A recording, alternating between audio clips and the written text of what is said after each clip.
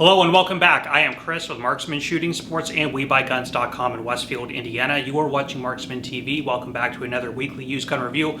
Remember, in these videos, I take about 8 used firearms that have come into the store and give you guys about a 2 to 4 minute review of each. Remember, the point of this video is strictly to be entertaining and educational. We are not making this video to sell anything, to keep in accordance with YouTube's policies. Also, if you regularly come back and enjoy these videos, please do me a huge favor and hit that subscribe button. Also hit that bell notification button so you are aware when I am posting these videos. Anyway, guys, with all of that out of the way, let's go ahead and jump into it now. Alright, this video is brought to you by our new website, WeBuyGuns.com. If you are considering selling a firearm or firearms collection, please log on to our website and create an account. From there, you can submit your firearms for an offer request, and with those offers, you do get a printable offer certificate. Go ahead and take that certificate with you to competing gun stores in your area to try and leverage yourself a better deal. If you're unable to get a better deal, go ahead and sell it to us. We do provide you with a shipping label, and we will pay you with an ACH direct deposit or a paper check to make the process as easy for you as possible. Anyway, go check us out at WeBuyGuns.com. Now remember, the format of this video is we start with most common and move through least common as the video progresses, starting off with our first firearm, which comes to us from a viewer in Iowa. So thank you so much for sending this one along to us. This is a Russian model 1895 Nagant service revolver. This is a very unique and interesting design, and actually there's really no other revolver like it, which is really known as a gas seal revolver, which is when you crank the hammer back, you will notice the revolver pushing up against the forcing cone on the revolver, creating a gas seal. And this is actually the only revolver that I know of that exists that can actually be suppressed due to that gas seal. This also used a proprietary cartridge known as the 7.62x38R, which has a round recess down into the casing. So that, as well as this gas seal, actually created a good amount of velocity based on the relatively small projectile that this would fire. So it was a relatively good service revolver, easy and cheap to produce. Now, prior to the advent of this in the late 1890s, Russia had been issuing the Smith & Wesson No. 3 revolver, mostly known to most people as the Schofield, but it was really the No. 3 frame. But the No. 3 version had been brought in under Tsar Nicholas. And actually, it's kind of a funny story on that, but I won't talk about the Schofield. But it was a very large, heavy, cumbersome revolver for the time, as a lot of these militaries are looking into modernizing, and it was expensive to produce. So looking for a cheaper, easier to produce, and good, effective alternative, and the eyes were sort of changed over to what Leon Nagant was producing over in Liège, Belgium. Now, Nagant, the name should ring a bell, was instrumental in the development of the Nagant rifle, the 1891 Nagant, later adopted in 1930, known as the 9130 Nagant service rifle, which saw a huge amount of success within the Russian military. So the Russian military ministries were looking at a new production revolver. They were looking at somebody who they already had a lot of respect for, Leon Nagant, and his new revolver. In the late 1890s, they purchased the right to this revolver and would start producing it en masse in the Tula factory back home in Russia. And that's where this would start, of course, getting adopted for. It was officially adopted for military service in 1895, hence the name, but would start going into wide-scale production in the late 1890s. Now, this would actually see service up through the end of World War II and actually would stay as the primary issue sidearm for the Russian military until it was replaced by the Makarov pistol. So really a long distinguished service history. Now, the Tokarev TT-30 and later the TT-33 pistols would come into play, but they were never actually officially adopted to fully replace the 1895 Nagant. It was really just built as an ancillary sidearm to go in conjunction with the 1895 Nagant to supply the huge swaths of the conscripted military that was essential for the war effort in the Second World War in Russia. So really interesting firearms nonetheless, and a ton of these things were produced. Now, this is one that's ever increasing in value in the surplus market. When these were really coming in huge numbers, you could pick these up for $50 to $100 all day long. Lately, they're getting up there in price. Most of them are re-arsenaled and import marked like this one, and something in this condition and configuration you might find for about the $300 price range, $300 to $400 respectively. If you find one in better condition without an import mark, I've seen these things push up over $600, $700, funny enough. So really interesting piece of Russian World War II military history, and actually a fascinating firearm to own. Sort of the mechanics again, 7-round capacity. This is a single double action and does use a loading gate.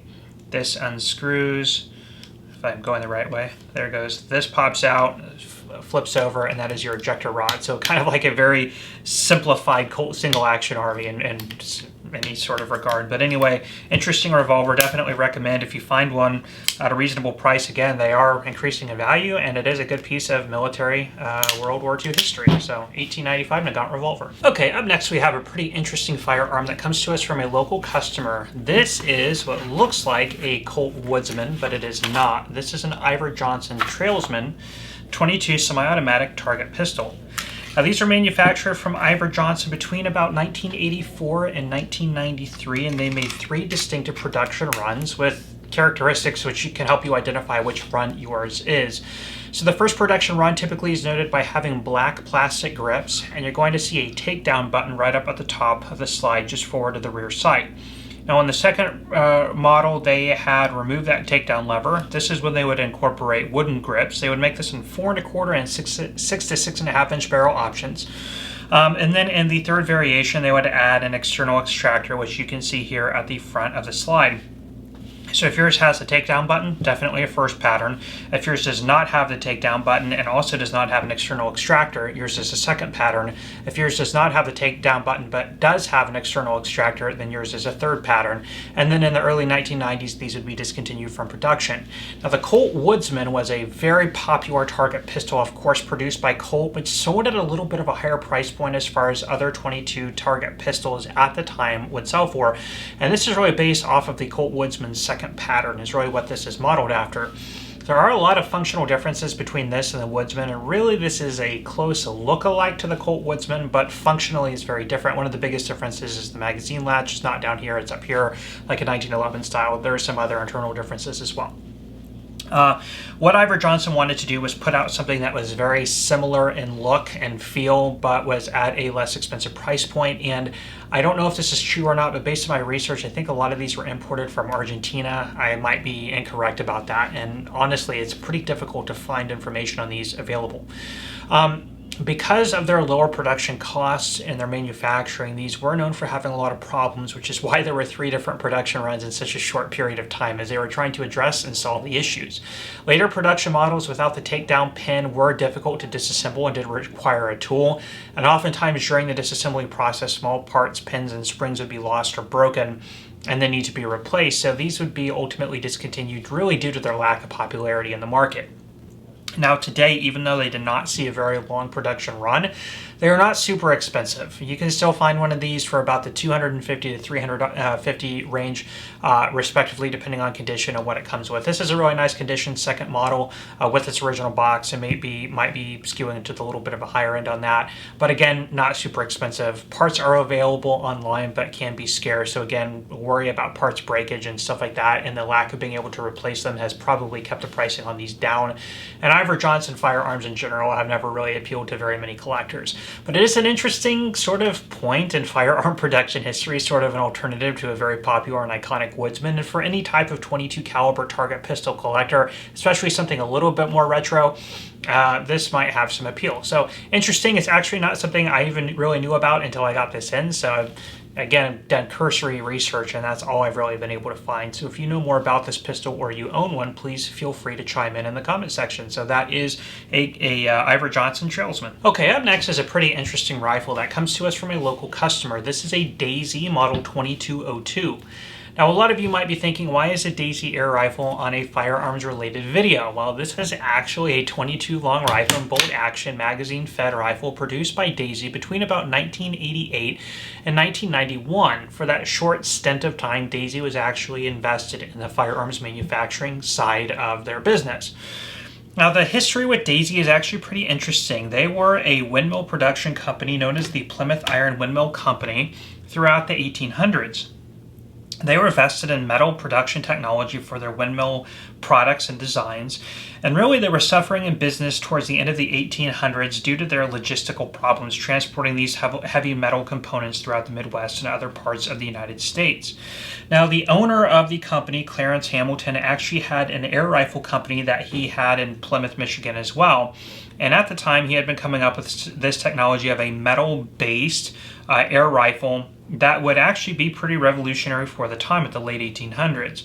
Now, he approached the board at his windmill company and said, hey, let's, with our production in metals and whatnot. Let's come up with a mass production scale of this new air rifle I'm developing, and we'll package it in with our windmill sails. It's actually kind of a funny co-op if you think about it. Now, members of the board took his model of air rifle and shot it, and a lot of them exclaimed, "Wow, it's a daisy," and that's where the name would basically come from. Now, as they would start bundling in the air rifle with their windmills, they would find out that the production and the retail sales of their air rifles were actually outpacing their windmill sales, and they were getting a lot of interest in the market for their air rifle design. So they would decide to scrap the windmill industry altogether, rebrand as the Daisy Air Rifle or Daisy Manufacturing Company, focused in production of air rifles. And in the 1950s, they would relocate to Arkansas, where they would, go into full-scale production of their air rifles, and still to this day have become the staple and the name in air rifle production. Now, in 1968, they had come up with a new product called the 22VL, which was a 22 caliber rifle based on a propellant that was ignited by a superheated air derived from a piston inside the rifle, and it was marketed and sold as an air rifle. Now, the thing is that at the time, Daisy was not a firearms manufacturer. They were not an FFL or an SOT. They did not have the ability to manufacture firearms, and the ATF, in all their infinite wisdom, took a look at the rifle and decided, because it was propelled by a propellant type source that was just ignited by the air and was not propelled by the air itself, it did meet the classifications of a firearm. Therefore, the ATF classified it as a firearm, and since Daisy was not a firearms manufacturer, they had to cease production. So the rifle only saw 2 years of production, with about 20,000 units being produced. But the history of the sales of the rifle were actually met with pretty good success in the market. So in the 1980s, Daisy would think about entering the firearms space to go along with the success of their air rifles. So in 1987, they would acquire their manufacturing licenses, their FFL, their SOT, and they would go into production with a few 22 firearms, the 2201 and 2211, which were single shots, the 2202, which is this, and the 2212, which were bolt actions. And then they had a series of semi-automatics, the 2203 and the 2213. This, again, if we focus on this, is the 2202 is bolt action. Your magazine, you actually have to open up the action and push from the inside to get it out. And you have a 10-round rotary magazine, not unlike that found on a Ruger 1022. Now, if you look at the production, this is like a synthetic wood. Some of the other production ones were actually a plastic barrel with a metal insert. Very cheap to produce, and these would sell in about the retail line of their BB guns. So, you would find them at about, the $80 to $100 mark, and actually were pretty popular in the market. However, they did not really compete well enough for sales with their air rifle line. There was a lot of brand confusion with what they were selling, and subsequently in 1991, they would exit the firearm manufacturing business altogether, only about 3 or 4 short years after production, which makes these rifles, or the Daisy 22s in general, pretty uncommon on the market.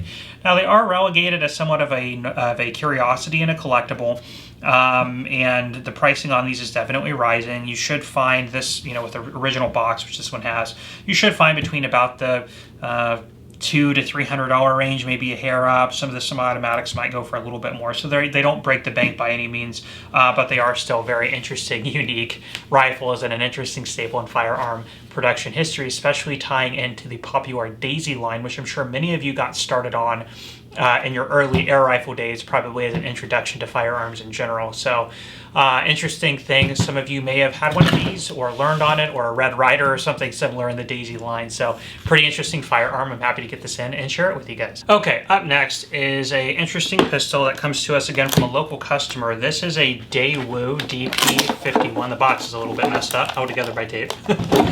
The DP51, okay, this came out of South Korea and was a firearm developed by Daewoo Industries. Now, throughout the 1980s, South Korea military was looking at getting into a new service, sidearm, and about 1984 to 1986, Daewoo had come up with this concept. It is a double stack 9mm, and it is, I guess you would call it a double action, but it's really known as a fast action pistol, which is very dissimilar to a lot of other things that we are traditionally familiar with on the firearms market. If we were to hypothetically chamber around, we will notice the hammer is back in the single action position. We can pull through in a single action fire mode. Alternatively, with the hammer back, you can manually push the hammer into the double action position, moving the trigger back to a double action position, giving you a double action length of pull, but it is almost a single action weight. So even though there's a lot of travel there, you go through to reset the hammer, you can then let go of it and then pull through again on a single action, or from that position, you can just pull all the way through in one single motion with a very light trigger pull, and that's kind of double single action. I don't know exactly what you would call it, but they call it fast action or tri-action. This is a very popular pistol design in Korea. Of course, this would be adopted as the K5 in 1988 by the South Korean military. By 1989, they would start looking at exporting this design mainly to the United States, and in about the early 1990s, 91 to 92, this would start coming into the U.S. consumer market from a lot of different importers.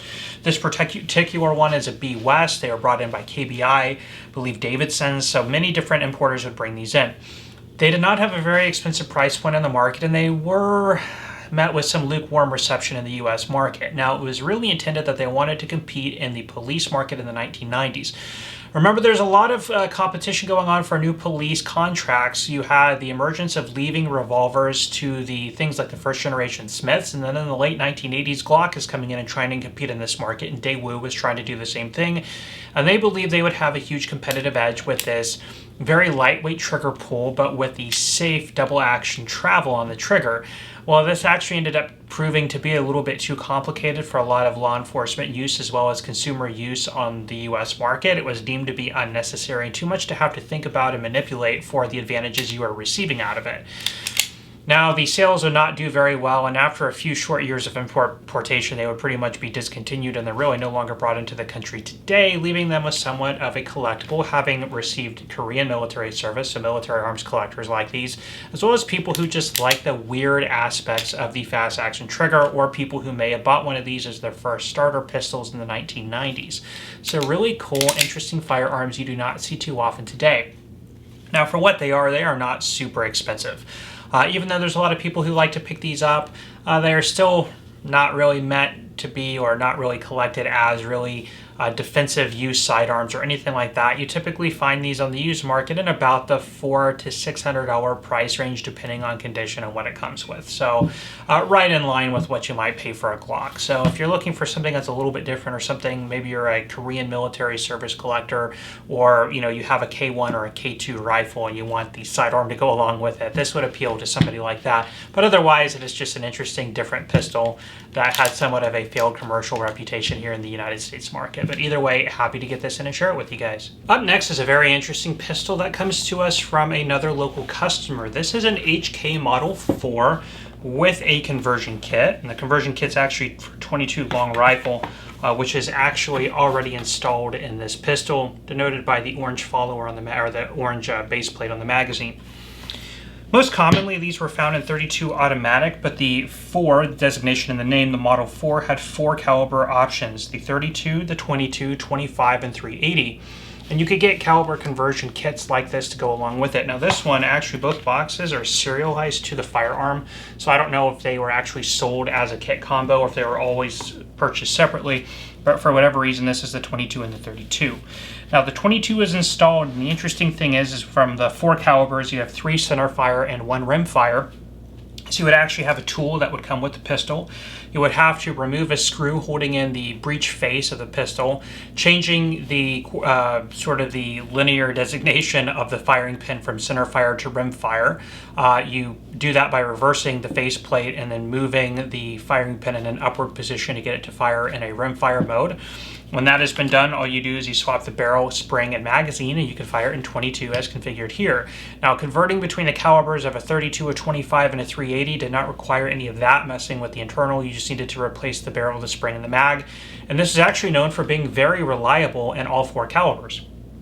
Now, the HK Model 4 was HK's first offering as any handgun that they had ever come up with, coming out on the market in 1967 and would serve until about the 1980s on both German police and the civilian market. Now, based on serial numbers, this is made in 1973 and is at the latter end of the serial range denoted for German police service, based on the serial number information that I could find. So this would have been used as a German police sidearm and then imported into the United States somewhere thereafter, as far as I can tell. Now, if you look at the design of this, it is very closely related to the Mauser HSC and would function in much the same way, When the firearm is empty and a magazine removed, it would hold open. Now on the HSC, you would get the slide to release by popping in a new magazine, which works here.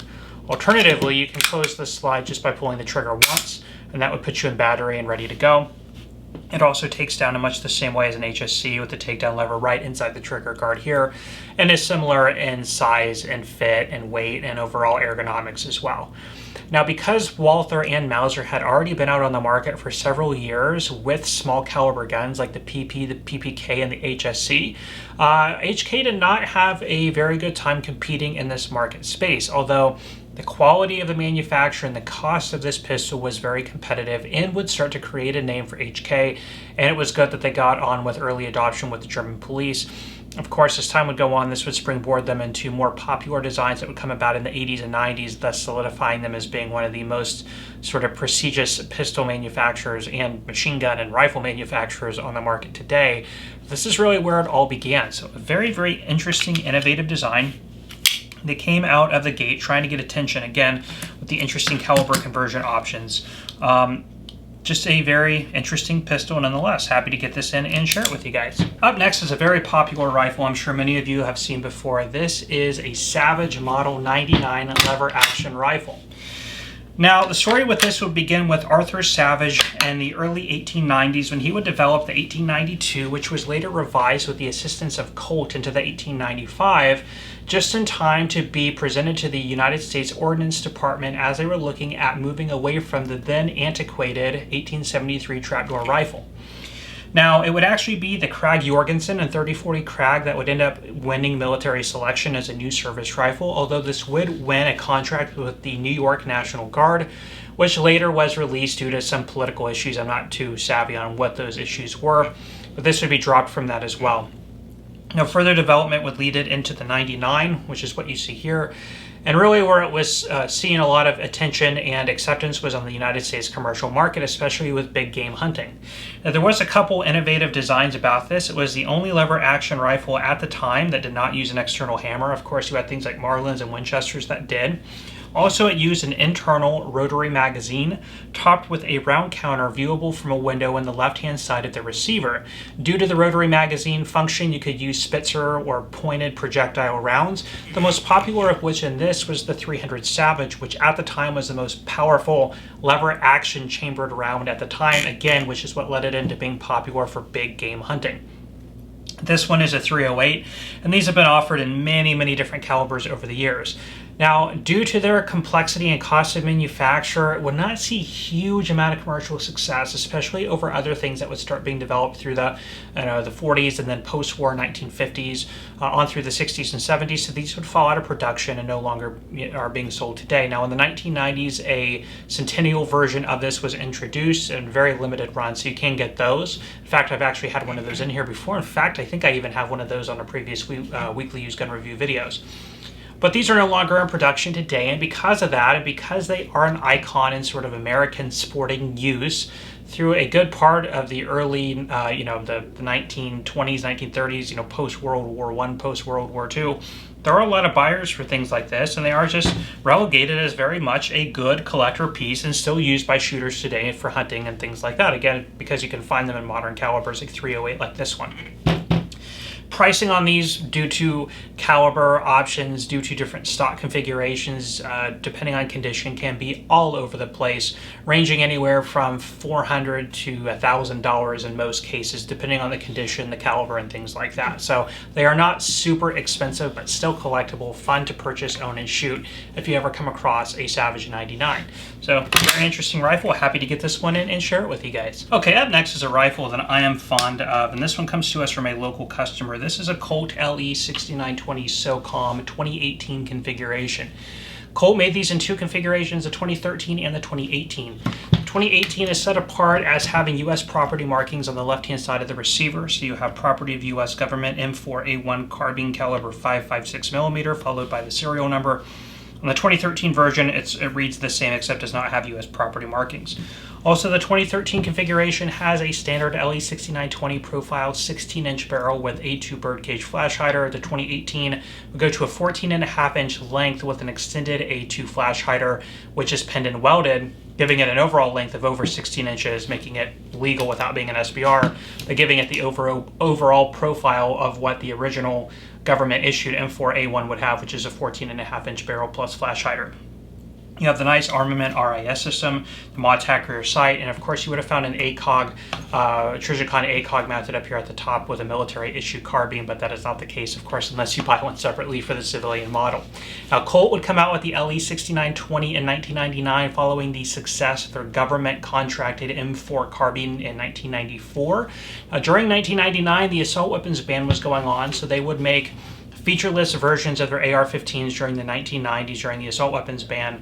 Now they would have what they called LE marked 6920 receivers and magazines, which they would sell to law enforcement. Of course, civilians would end up with those as retired law enforcement firearms, so you can get LE restricted receivers and magazines from that era. When the assault weapons ban went sunset in 2004, the LE6920s would come out with a lot of popularity on the U.S. civilian market, being at the time the closest you could get to a military-issued M4 carbine. Now again, in 2013, they would come out with the Collector Series M4A1 SOCOM, and then again a revised version in 2018, which is this. FN, who also has military contracts on the M4 and the M16A4, will come out with their Collector Series, which should meet somewhat of the same type of appeal. Really meant to be, for the service member who wanted something close to what they carried while they were on active duty, or for somebody who is not in the military service who likes to collect militaria and things like that to get as close to what would have been issued in the military had they served or been there. So really interesting firearms nonetheless, good for collector's purposes as well as just out for recreational shooting and enjoyment. On the market today, these were some of the last actual Colt produced AR-15s. They are going up in price. You're typically finding these in about the $2,000 range today, depending on condition, original box, and things like that. I believe back when these were introduced brand new, they were around $1,300 or $1,400. So they are not manufactured today like this. And of course the FN Collector Series firearms are the same way. So anyway, interesting if you come across one. I definitely recommend taking a look.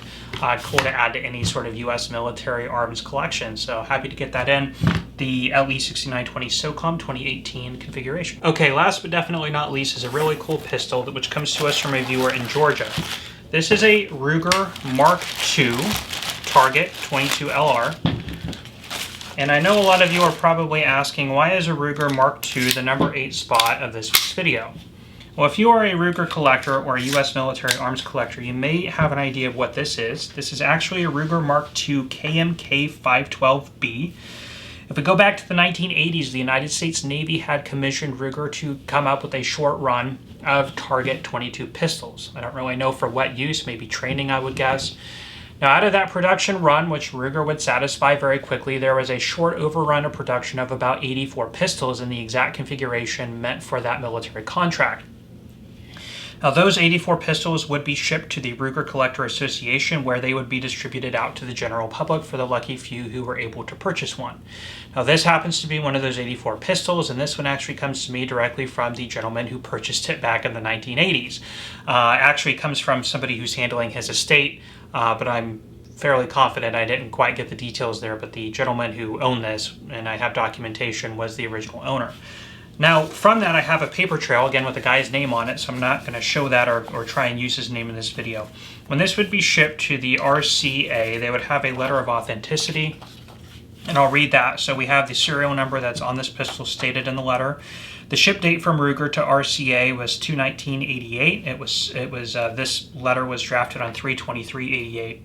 And it states catalog number KMK 512B 22 LR caliber, 5.5-inch heavy bull barrel, hard synthetic black grip panels, all black Ruger Eagle grip panel medallion, 10-shot magazine with black base cap, Ruger micro type adjustable rear sight, one of 100 or fewer pistols released to the civilian market with special narrow base front sight and unique blued finish on the complete stainless steel pistol construction. This limited number of contract overrun pistols was originally manufactured for the government use and were shipped from the factory to a Ruger export distributor. That's the letter there. Now, when it got in the hands of the RCA, it was then subsequently sold, and I have the receipt to the purchaser, the gentleman that I got it from out of his estate. It does not have a purchase date on it, but of course it has a sales receipt from the Ruger Collector Association addressed to the gentleman who purchased the firearm, and he purchased it then for the low price of $378. It says paid for on 2/26 of '88, so shortly after it came into their possession. Then once he had the pistol, he got drafted a letter of authenticity from Ruger themselves, which is watermarked, which states, "To whom it may concern, dated March 1st, 1988, please be advised that Ruger model KMK512B, serial numbers 213-52314, is a contract overrun model originally manufactured for government service. These pistols are of stainless steel construction with the additional unusual feature of a blued finish. Other non-standard features include a special narrow base front sight, blued bolt, all black grip panel, medallion, all black magazine base. The pistols are equipped with a standard 5.5-inch target barrel and target click adjustable rear sight. The Ruger export distributor to whom these were originally shipped advised that 100 or fewer pistols were made available to the civilian market." So that was also was shipped in this original box, also addressed to the gentleman that's referenced on all of these letters. So a tremendous amount of provenance onto the history and the sort of the trail of the production of this firearm, making it probably the rarest, or I think there's one more rare. There's about 10 known to exist with actual U.S. property markings on them. Other than that, that would make this the most rare Ruger Mark Series pistol out on the market, being one of only 84 in private hands. So I can't tell you exactly what the market on this is in terms of value. It's impossible to value because I can't find any other sales material out there. So this would be something that we would just, I don't know, put on auction and see where it goes. I have no idea. But really, really interesting nonetheless. If we're, again, talking about military, U.S. military collecting, and even being a fan of Ruger collecting, this is a very unique pistol that honestly I did not even know existed until we received it and I was able to look at it and research it. So a huge thank you to the gentleman in Georgia who sold this to us. I really appreciate it, and I'm thrilled to be able to share it with you all in this video, and that'll definitely be our number 8 spot. Well, that is all I have for you today on these. Thank you so much for stopping by and checking out this video. If you enjoyed, please let me know by hitting that like button. Please also consider subscribing to my channel and hit that bell notification button so you are aware when I am posting new content. I'm going to leave you guys off there. I am Chris with Marksman Shooting Sports and WeBuyGuns.com in Westfield, Indiana. You are watching Marksman TV, and I will see you next time.